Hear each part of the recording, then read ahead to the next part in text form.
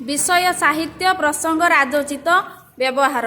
द्वितीय दृश्य शतद्रु नदी कूल आलेक्जांडर सैन्य शिविर।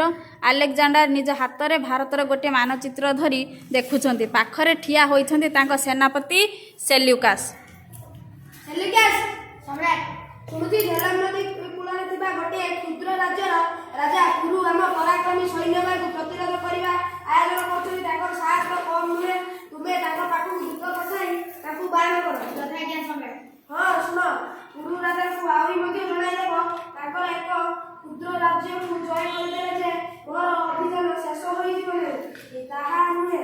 समग्र भारत वर्ष को जय करवा हूँ मोर अभिप्राय। जदि पुरु राजा मो पाखे आसी आत्मसमर्पण करती तेरे अଯଥା युद्ध व रक्तपात घटव ना।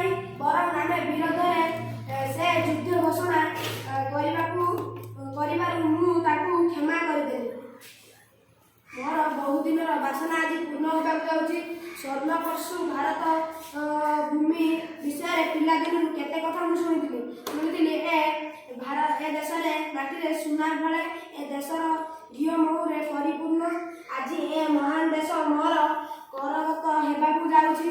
समग्र भारत को जय करी हेबी दिग सम्मान। हा हा हा।